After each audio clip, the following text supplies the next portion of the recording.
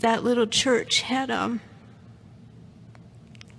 this big cross over the altar that was backlit, and it was always lit. And I would go out there at night, and I would lay on the floor under that cross, and I would just beg God to please, I can't stop being gay. I can't change how I feel. If this is wrong, if this is what you don't want, then you have to change it, because I can't. And nothing ever changed.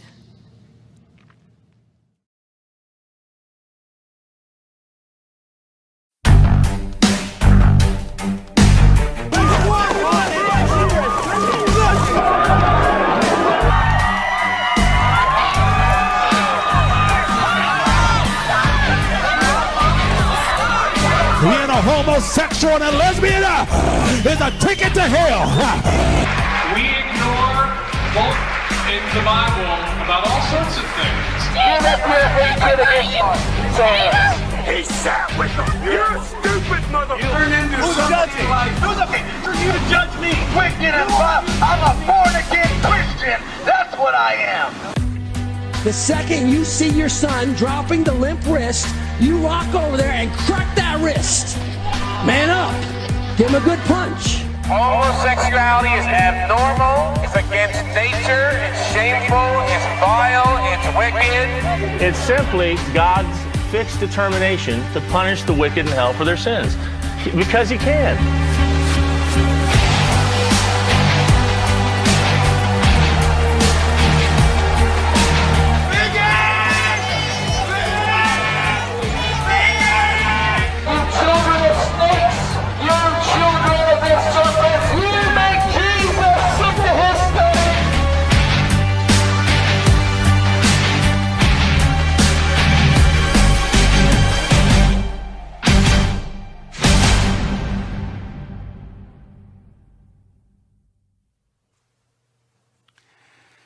Ever since I can remember, way before I knew what sex was, I had an attraction to the same gender. From the time I was in elementary school, I began to experience feelings for other boys. And then in middle school and high school, my friends were being attracted to girls, but I was being attracted to them. It's not so much that one day I realized, oh my goodness, I'm a lesbian. And then, I thought, okay, well, maybe I'd better get myself a girlfriend. It was that, I had a best friend who, we could finish each other's sentences, we could talk for hours. And then eventually that became a sexualized relationship. When I first figured out that what I was feeling was what people call homosexuality was about 15 years ago. So I was about 14 years old. I remember being like, oh, so I'm what they call gay, and I didn't really know what to do with that, honestly. Even one of my best friend's dad was a psychiatrist, and he told me it was a phase and I would go through it. Somehow I knew this wasn't just a phase, and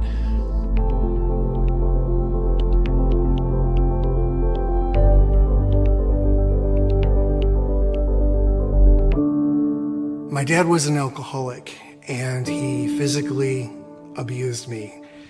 My mom and I were very close, and I had one sister. My mother and I were like ice toward each other, so there was no real connection there. I grew up Catholic. Again, hearing the story of conversion from my parents, they also gave me a very good Catholic education in many ways. All of that was an effort on the part of my parents to sort of give me the best that they could. I grew up in an environment feeling unwanted. My mom used to say things like, I wish you were never born to me. I felt very depressed and very suicidal when I was growing up. I was this very sensitive artist. I loved to sing, I was a dancer, and my father was like, whoa, because he was a baseball team coach. And he worked with the Little League for my whole childhood. And I tried to relate, but it just wasn't for me. My dad was very talented at working on cars and landscaping. He would try to teach me, but every time he would try, it never failed. He would lose patience and go into a rage, screaming and hollering and calling me names and swearing. He also really wasn't into sports, so he never really taught me how to throw or hit. And at school, my male peers made it very clear that I was not like them, that I didn't belong. And I'm sharing this so you can see that everything associated with masculinity scared me, terrified me. I hated it. And I grew up hating men. I had been molested as a child. And in my mind, men were just vicious brutes who just only wanted one thing from you. And I wanted nothing to do with them.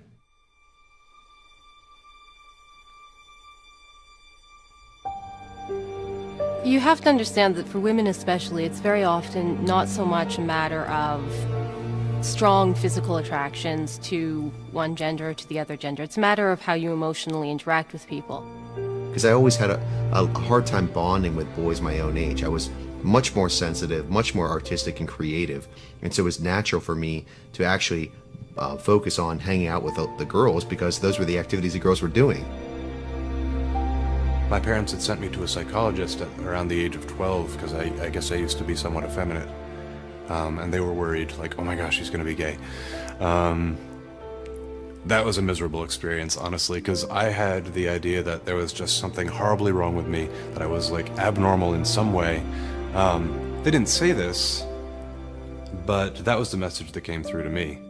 Some of the self-talk that I used to say when I was very young was, if only I looked like him, if only I was athletic like him, if only I was strong like him, if only I could play football like him, then maybe I would fit in, maybe I would belong, maybe I wouldn't be so alone and different. There was such an intense shame and loneliness associated with that longing to fit in.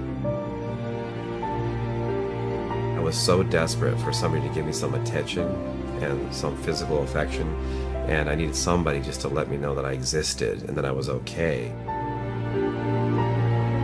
When I became a teenager, this attraction became sexualized, and it brought me so much turmoil. I felt completely alone. I felt like a freak. I was teased, made fun of for throwing and like a girl, but it went beyond that. I would be in the classroom and there would be people behind me hitting my head during class going, fag, faggot, fag. I hated high school. In 9th grade, I had to take gym. I didn't want any part of that locker room. I was so terrified that someone would find out that I was one of them. A fag. So I had to force myself to participate. But I refused to take a shower. I just changed my shorts. I didn't care if I stunk. I was so afraid. By this time, I believed that I was gay.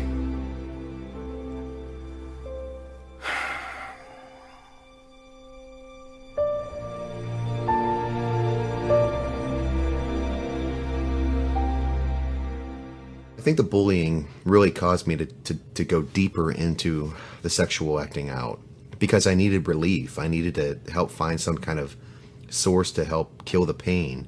And I wasn't definitely getting that from people necessarily in the church because I didn't feel like I could talk to them about that.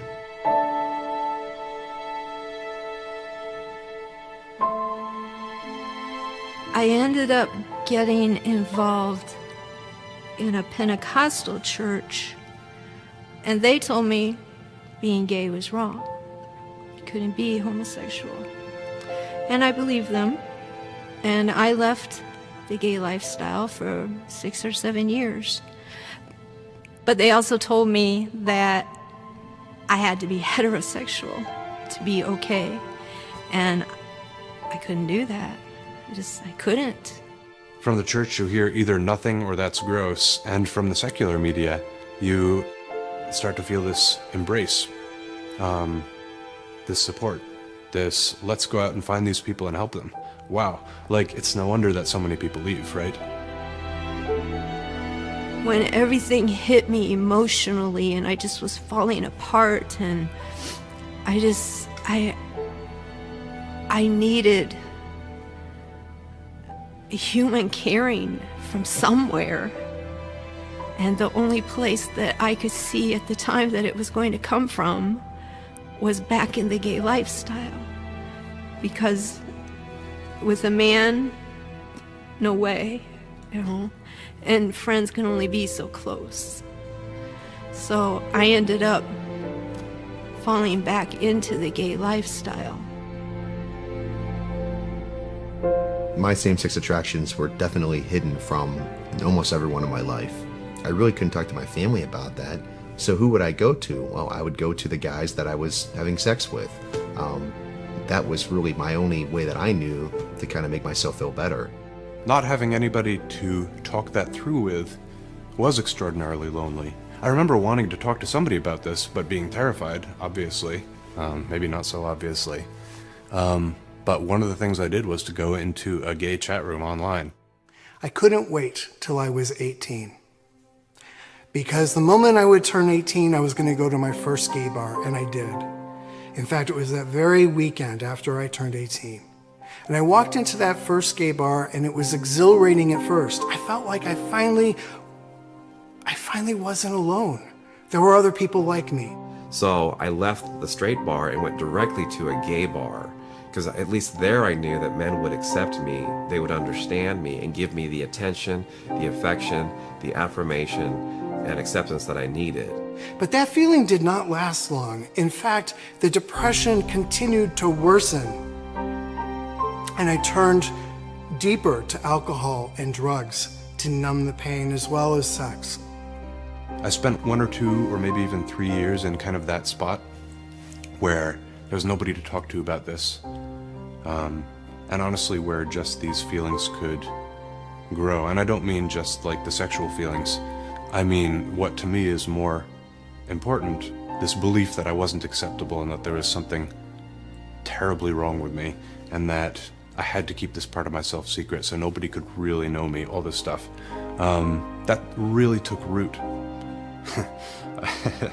I heard my dad say once, oh, like, I wish they'd just moved to another planet, meaning like the gays. What I do remember is being super lonely, not really having anyone to talk to about that stuff, and finding these men's health magazines. I masturbated a lot to bodybuilding magazines because that was the image, that was the ideal image that I thought a man looked like. So I would masturbate to those images, not knowing that really what was going on inside of me is that I didn't feel like a man at all.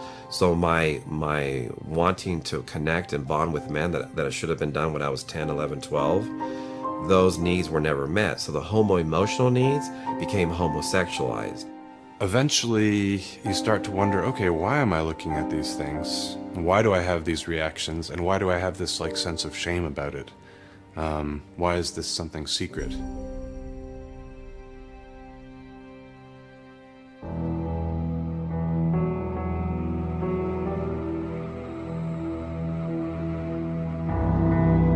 Went to college and I came out, and I had a male partner for 3 years. I said, okay, I'll start with a bisexual label, which is a very common thing for people to do.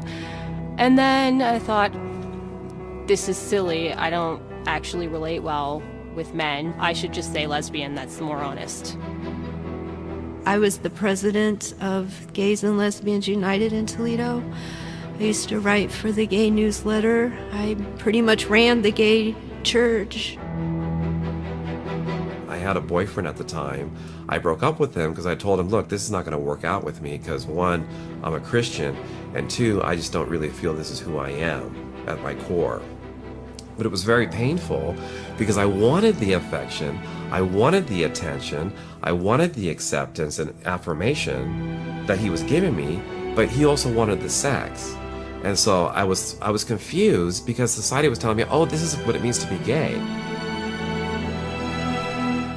The gay churches that I was attending had Catholic deacons and nuns who were there telling us all that you could keep on being a practicing sexual homosexual, you're fine.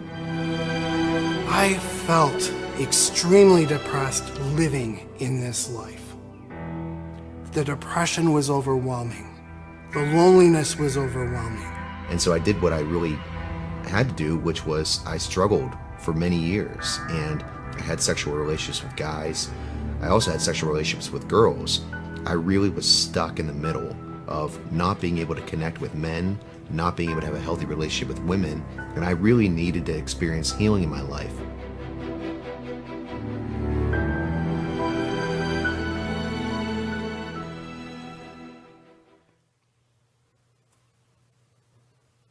Then one day when I was 24, my sister, my only sibling who I was very close to, died of a heart attack at age 21.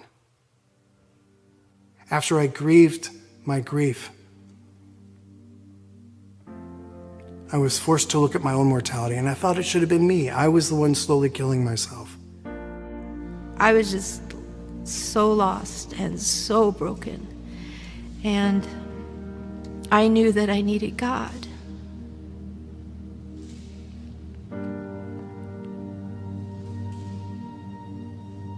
And I knew that the Catholic Church was the right church. And there was something there that I knew I didn't have. I just hadn't been very faithful all those years.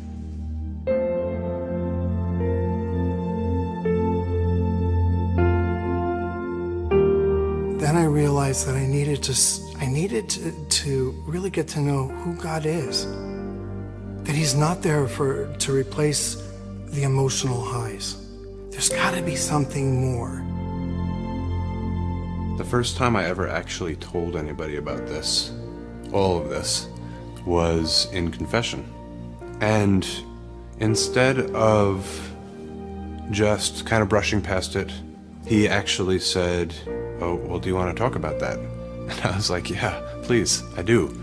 You know, I was not in the habit of talking about anything that was important to me. He made himself available to me in a way that nobody else ever has.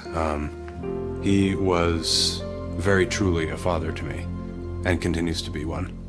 I can't even, you know, there's nothing I could ever do to ever repay him for that. I was born and raised Jewish, and my partner was Catholic, and he loved this Jesus guy. And at first I persecuted my boyfriend, saying, "Ah, stop it, all this Jesus stuff." But finally he said, "Stop it, Richard. You believe what you want to believe and let me believe what I believe." And I realized, wow, I was wrong, and I apologized to him. And because I loved my partner, I wanted to find out why he loved this Jesus guy. I knew that if I became a Catholic, the homosexuality thing was going to have to go. And I told God I was okay with that because I was falling in love with my Creator. And my identity and relationship to God just seemed more important than my identity and relationship to my girlfriend. After studying God's Word, my boyfriend and I, we realized, ooh, we're not supposed to be doing what we're doing. So we stopped the physical part of our relationship, and eventually we broke up. So I focused on building a strong foundation on God. And amazing things happened. I stopped sex, I stopped alcohol, I stopped drugs, and I verbally forgave my dad. I made some really good Catholic male friends. They taught me how to throw, how to hit, how to catch, and I began to like who I was. I realized that no, I can have all the affection, all the attention, all the acceptance and affirmation from straight men, and that's been my healing process. I found hope. Hope that comes from God. The one unmistakable source of Christ's love that came to me. The one unmistakable source of acceptance and healing has always been through the church and her ministers. There was never peace. There was never true joy.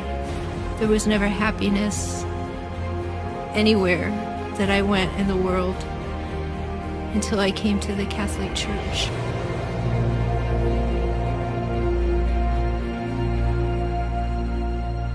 Most of the things I heard about homosexuality were not from the church.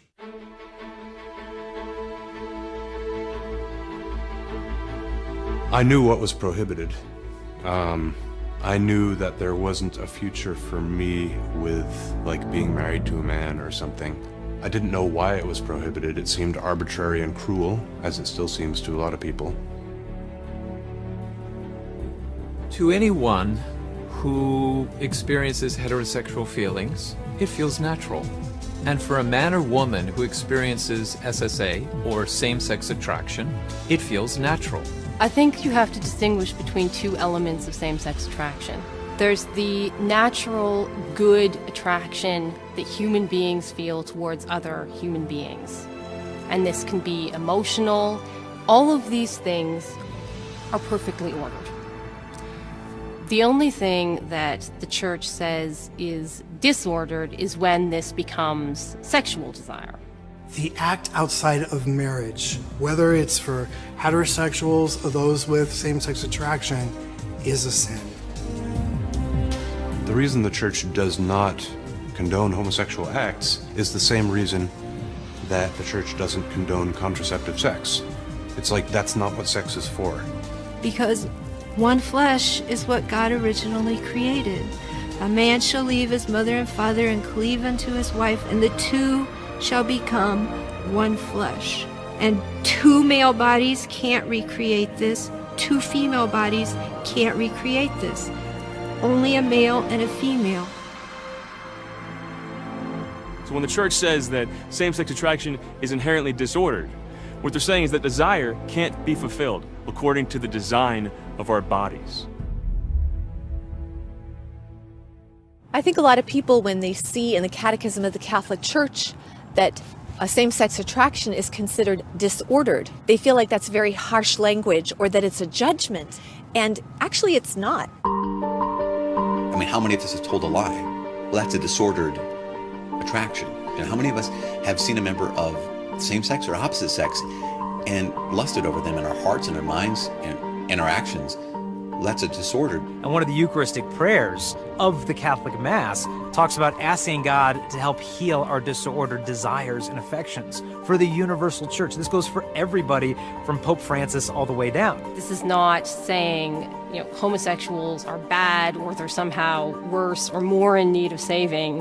All of us are in the exact same boat. Every human being, regardless of what you actually desire, you're made for more than you might desire right now. Original sin for all of us, for every human being on the planet, has disoriented our desires. We often find ourselves hungry for things that don't satisfy the ache, don't satisfy the need. The church is not saying that the desire is a sin. See, actions are sins. Desires are not. Because you can't be charged with a sin for something you didn't choose, something you can't be in control of. But once we have these attractions to whatever, then I need to choose how I behave. What do we do when we find desires in us that are not in keeping with the design for human flourishing? Well, if we want to flourish, we need to learn how to say no to a desire that would take me away from true flourishing, so I can say yes to that which leads to authentic flourishing. So those with same-sex attraction aren't being asked to do anything different than a heterosexual. We're all called to chastity, every single one of us. Chastity is the virtue that orients our sexual desires according to God's design so we can reach our destiny. It's not about saying no to pleasure and no to herpes and then no to hell, you know? It's really about saying yes to one really important thing. Yes to authentic love. The chaste person is not the asexual person. The chaste person is somebody who knows what to do with their sexuality. Everyone is called to chastity, not as a repression of desire, but as an inner transformation and redemption of desire according to God's design, so we can reach our destiny. When the church invites people, that we're not inviting them to a life of emptiness and loneliness. We're inviting them to fully actualize themselves by living out God's plan. Real fulfillment in life isn't achieved by having sex and being sexually active. Real fulfillment in life is reached through love, and love is doing what's right. And so if you're a man and you're attracted to another man, the question is, what is best for my beloved? What is best for this man I love? Because God and the church and Jesus Christ and the Gospels are not forbidding me to love me, they're commanding me to love him. So how do I do that? Maybe it's through sacrifice. Maybe it's through intercession. Maybe it's through prayer. Maybe it's through purity. Living according to the natural law means humbly submitting to the design of the Creator and saying, this is the way I am going to choose to live my life. Even if internally, I have to fight against impulses and desires that want to take me in a different direction. I humble myself. I say, there's a bigger plan, there's a bigger reality, and I submit myself to it. And when the church invites people with same-sex attraction to do something really difficult, to follow God in their state of life, and man, people who are doing that, they're heroes. And I think a lot of these same-sex relationships can be true, solid, good friendships, because nobody can live without intimacy. We all need intimacy in our lives. Intimacy, unfortunately, has come to mean sex. It's synonymous with sex, and it's not. It means into-me-see. We want to be known and loved at our deepest levels, and we want to know and love others at their deepest levels. So we can have lots of sex and no intimacy. We can have lots of intimacy without sex. We also need to understand that for people who have chosen to live chastity, one of the biggest obstacles is isolation and loneliness. The church has to function as family and as community, and it has to do so in a way that is more powerful and more real than the family and community that people find in the gay scene. At the moment, we're not anywhere near that.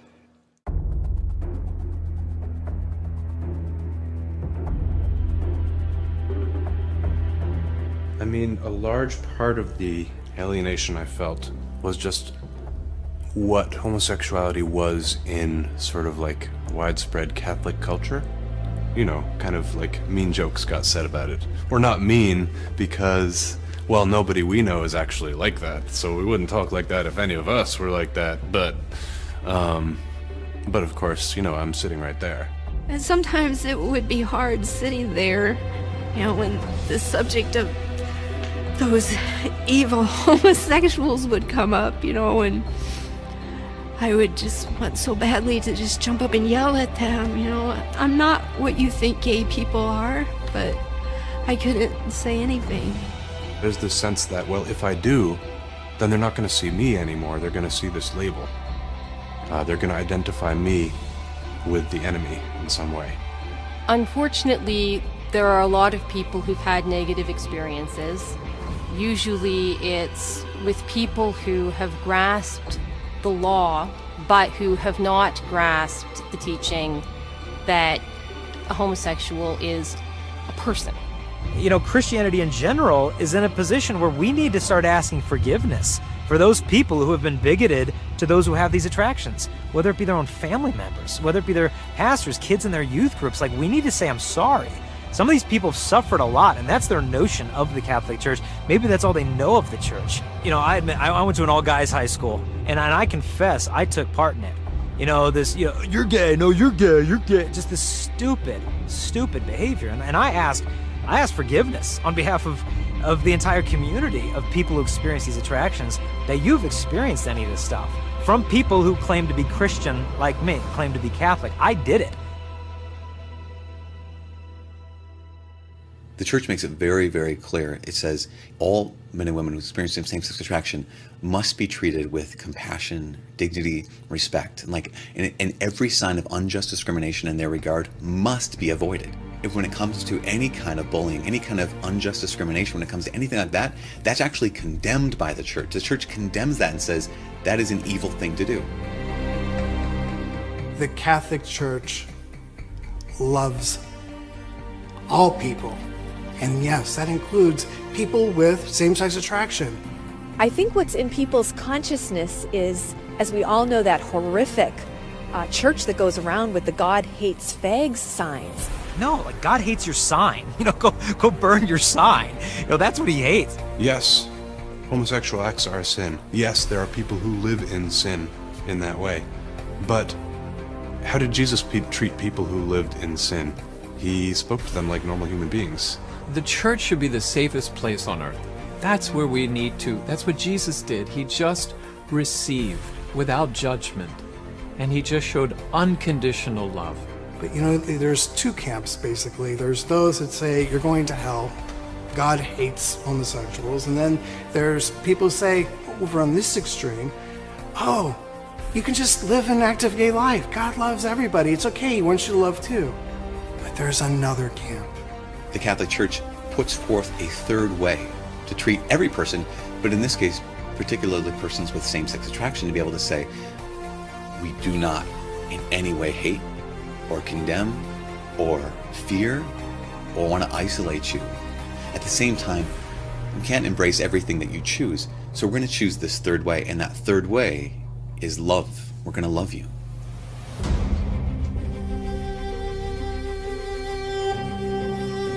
I find so much comfort in the church's teaching regarding same-sex attraction because it tells me that the Lord loves me.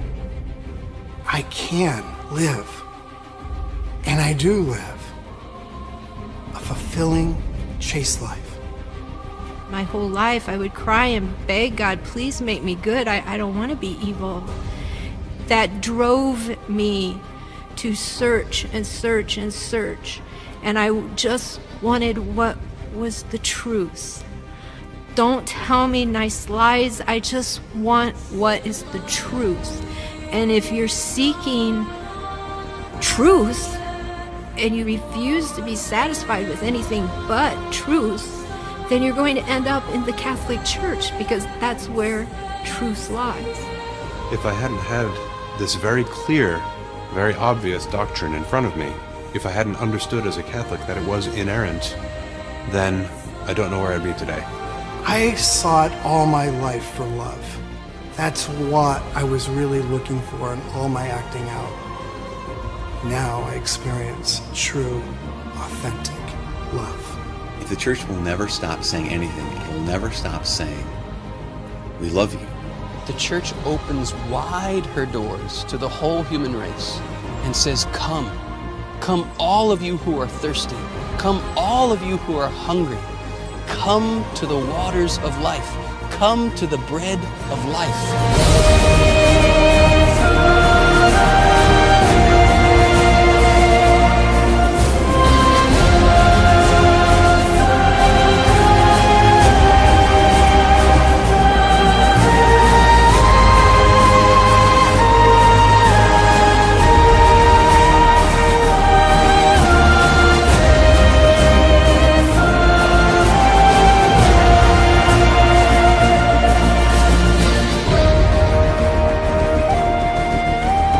Catholic Church holds out to you the hope and the reality that you don't have to wait till you die to become a saint. You can live a saintly, holy life now here on earth. And so we're calling those people who do experience same-sex attractions to love through purity and through sacrifice. Not a life of desolation, but a life of deep union with Christ and with the church. Because those people who have these attractions, they belong in the Catholic Church. This is their home. You belong here with us. You can share with us your struggle. You can share with us your attraction. And we're still going to love you. I know that I am a Catholic man. That's my identity. I used to think I was gay. I'm not gay. I am David, a Catholic man.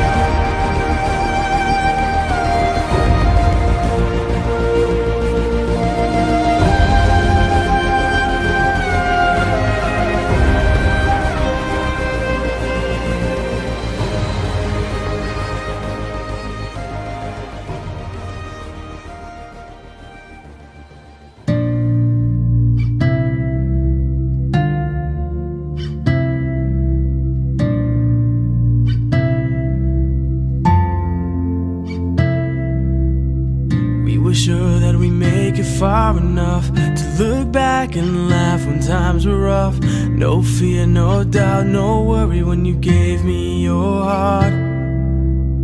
Remember then when you said you loved me now. We were sure that the rest would all work out. We took it slow, no rush, no hurry when you gave me your heart. But I want more than just a fleeting emotion. I want more than just you feeling the same. So give me everything, and I'll drop anchor in your heart and fall asleep in your arms. So give me everything, 'cause life's too short to live alone. So be the one that keeps me warm at night.